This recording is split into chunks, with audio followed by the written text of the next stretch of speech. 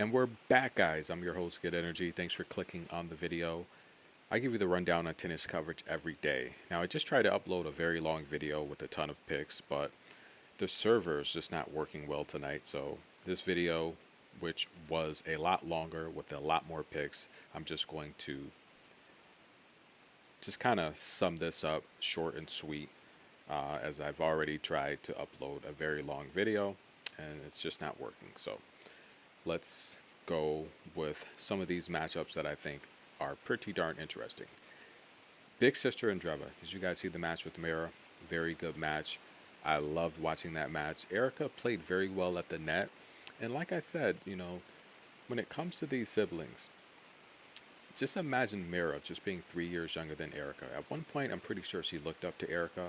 And Erica just has that mental edge where if I think they play 10 times, Erica's probably going to win at least 9 of them.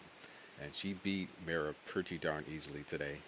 She played well at the net, which you normally don't see from Erica. She served well, and she literally just dominated with her forehand, stretching Mira wide. She had no answer. But I don't think she's going to have an answer for the shorter player, the faster, more explosive player, the short center of gravity. I think Jasmine's going to win this match, so I like Jasmine to get the victory there. Magdalena Frech taking on Beatriz Haddad. This is going to be a good match. Did you see Madison Keys against Beatriz? Kind of went how I thought it would. Madison having a week in China. Look, she looked too slow. She looked out of it.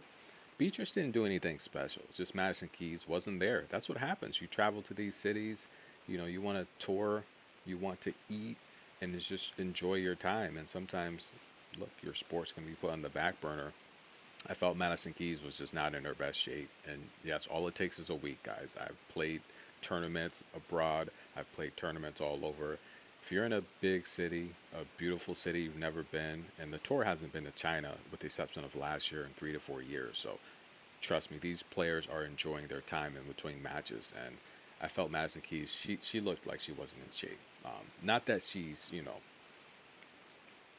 not that she's in bad conditioning, but a week in these cities, you can lose your form, And I felt that's exactly what happened with Madison Keys. She was too slow. Beatrice was literally controlling her, and not with power. And I've said this before. Beatrice's her physical appearance is intimidating, but Beatrice doesn't have that type of power. But she will have the power edge over Magdalena, who, in my opinion, is getting a lot better. She's a good shot maker between the lines, but I think Beatrice can overpower Magdalena, and she will to get the victory. I'll take Beatrice to win. Dasha and Magdalena. Dasha struggled last time out, while Magdalena looked very good. But this is a matchup I probably won't watch, to be honest with you. I'll take the first set to go over 8.5. I think both ladies will hold. Wong taking on Pegula. I'm not a huge fan of Wong. I'm just not. I think off the court, I think she's a little too. I don't know. Just not. I don't think she's as big as a star as she might think she is. She is a junior U.S. Open champion, so congratulations there. But I think Pegula's going to take her to school here. Pegula's too good from A to Z, midcourt, baseline, serving, adjustments, net play. Wong does have a good backhand. Her serve can fail her at times. Even though she played a lot of doubles and plays a lot of doubles, I don't think she's a great net player. She will have the home crowd backing her, but she talked about just wanting to be a better singles player, and in contrast to her doubles career. I don't know. I don't think she's that great of a player, and I just think Pegula's too darn good. Pegula should win that match. I'll take Pegula to win. Hailey's on a roll, and Coco told you guys last year, watch out for Hailey this year. She will probably be a top 50 player. Well, if she wins a few more matches here, that's definite. But she will be in Australia. She will make the cutoff point to qualify. Congratulations, Hailey. And I say it all the time. Hailey's a young version of Ons Jabeur. She really is. She's a great shot maker. Her tennis IQ is very high. But Ekaterina has a lot of power. She has a lot of power. It doesn't matter how good you are when dealing with someone that's stronger than you. It's like Mike Tyson said, everyone has a game plan until you get punched in the mouth. Catarina going to punch you in the mouth, and she's a pretty good server, underrated there. But I say it all the time, she misses the worst out of all players in the top 20 or 30. If Hailey can mix up short balls with long balls, topspin, Catarina will make mistakes. But this is a very, very This is going to be a very competitive match. I think Ekaterina will have enough to edge out Hailey. We'll take Ekaterina to win. And to the main event, Coco versus Marta. These two played 3 times. Coco won the first 2 meetings at the Adelaide and the Australian Open. The last meeting was in Germany at Stuttgart, where Coco was up a break in the 3rd set. All she had to do was hold on and serve it out. Marta broke back. Of course, that Brad Gilbert serve was the reason. A ton of double faults that match. And Marta, in the post-match interview after beating Coco, she was very excited to get that win. She said it was just a good feeling. Coco's one of the best players in the world, and to beat her, it means a lot. However, Marta didn't mention Coco when she mentioned the Big 3 earlier this year. Here's a good opportunity, Coco, to show her that you are the future of tennis. Marta has a very fast, explosive game. She loves to come forward, and she's the type of player that she's strong, she's physical. She could put a lot of pressure on Coco. I talked about Marta the last few years, how she just started to bulk up and she wanted to be strong and big and physical. And I said, look, she needs to focus on being a tennis player, right? I think she's getting way too big and she's losing her speed. She slimmed down a bit, right? You notice the things I say, they always seem to come true. Unbelievable, right? And what about Coco? I told you guys, there's nothing wrong with her forehand. She's just running through these shots because she's too fast. Look at her forehand now. She's stopping. She's patient.